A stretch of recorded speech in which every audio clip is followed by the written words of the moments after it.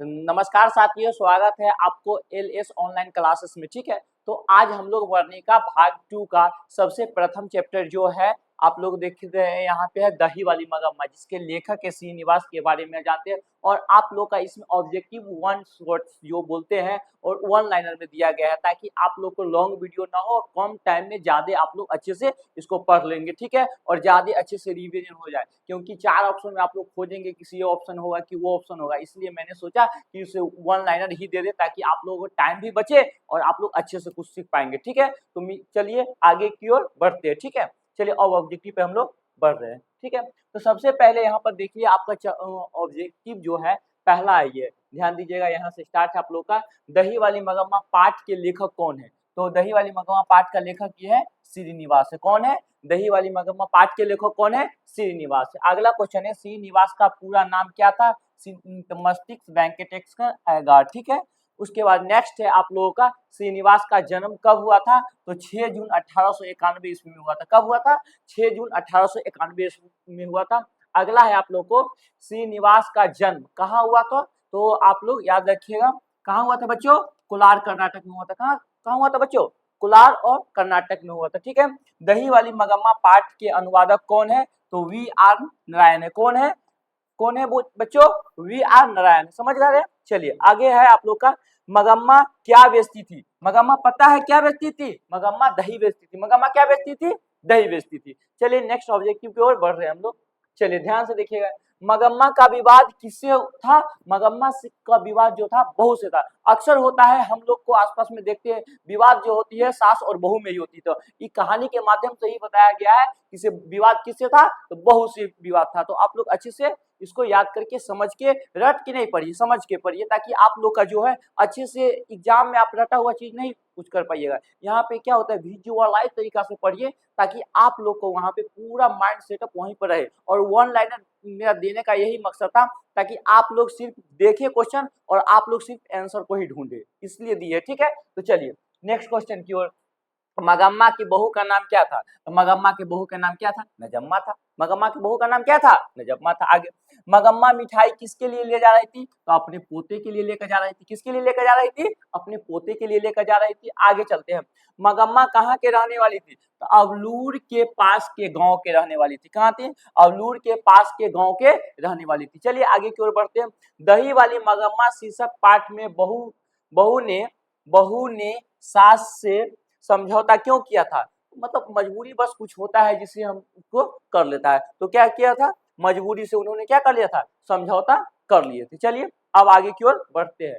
चलिए आगे की ओर बढ़ते हैं, अमराई का कुआं कहाँ पड़ता था बच्चों? अमराई का कुआं रास्ते में पड़ता था। कहाँ पड़ता था बच्चों? रास्ते में पड़ता था। अगला है, मगम्मा दही बेचने के लिए कहाँ जाती थी? तो बेंगलुरु जाती थी। ठीक है, बेंगलुरु जाती थी। मगम्मा दही बेचने के लिए कहाँ जाती थी? तो बेंगलुरु जाती थी। ठीक है, इसी तरह, क्यों राक्षसनी इस छोटे से बच्चे को क्यों पीट रही है? ऐसा किसने बोला था? मगम्मा बोला था। किसको बोला था?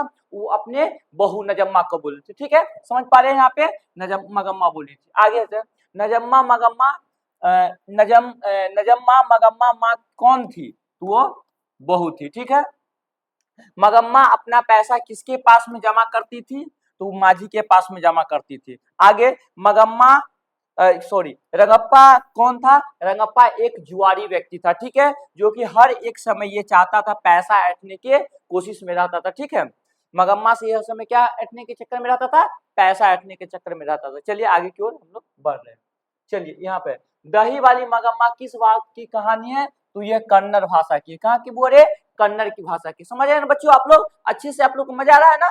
चलिए अभी आप लोग को हर एक वीडियो में आप लोग को इस तरीका के शूट करवा देंगे, ताकि आप लोग को समझ जाइएगा। वन लाइनर दे देंगे, ताकि आप लोग सिर्फ एग्जाम में बैठेगा ना, तो सिर्फ आप लोग आंसर ढूंढिएगा, नहीं तो 4 ऑप्शन में आप लोग कंफ्यूज आ जाइएगा, किसी कौन मारे नहीं मारे। इसलिए हम सोचिए ए वन लाइनर में दे दे, ताकि आप लोग को सिर्फ और सिर्फ आंसर को ढूंढ पाए। तो चलिए नेक्स्ट की ओर बढ़ते हैं, मगम्मा का हाथ किसने पकड़ा था? तो रंगप्पा पकड़ा था। आगे की ओर बढ़ते हैं, मगम्मा से कर्ज कौन मांग रहा था? रंगप्पा मांग रहा था। क्या मांग रहा था? जुआ खेलने के लिए, जुआरी था इसलिए मांग रहा था। चलिए, घर वालों के रहते एक अच्छी साड़ी नसीब नहीं हुई, ऐसा किसने बोला था? मगम्मा बोले। कौन? मगम्मा। ठीक है, मगम्मा ने किस कपड़े की ब्लाउज पहनना चाहती थी? तो वो मखमल के कपड़े की ब्लाउज पहनना चाहती थी। किस कपड़े की ब्लाउज पहनना चाहती थी बच्चों? तो वो मखमल की कपड़े का ब्लाउज पहनना चाहती थी। चलिए आगे की ओर बढ़ते हैं।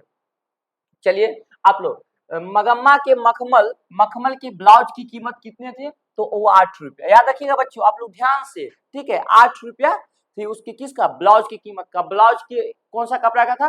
मखमल के कपड़ा का था। ठीक है, चलिए आगे बढ़ते हैं हम लोग। मगम्मा क्या खाती थी? पान सुपारी खाती थी। क्या खाती थी बच्चों? पान सुपारी खाती थी।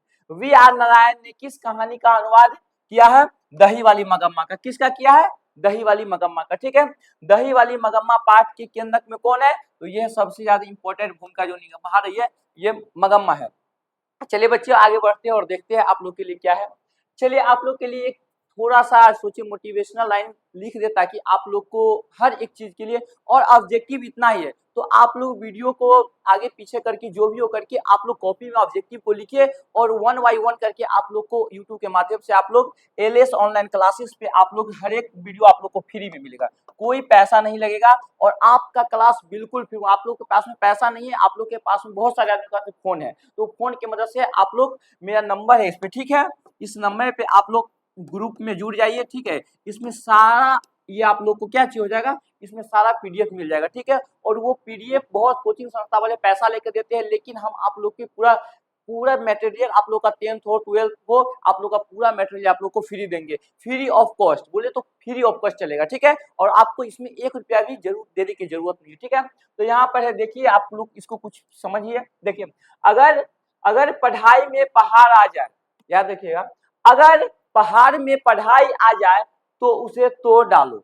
याद रखिएगा, अगर पढ़ाई में पहाड़ आ जाए तो उसे तोड़ डालो, क्योंकि जब दशरथ माझी पहाड़ काट सकता है तो तुम किताब क्यों नहीं पढ़ सकते हो। इसलिए ये कुछ सोचे है आप लोग के लिए, और आप लोग इसमें पूरा फ्री क्लास रहेगा। ठीक है, आप लोग नेक्स्ट वीडियो के लिए चैनल को सब्सक्राइब कर लीजिए, ताकि, और आप लोग को बहुत इंपॉर्टेंट वीडियो अभी देना है बाकी है, क्योंकि एक छोटा सा वीडियो अभी लेकर आए हैं।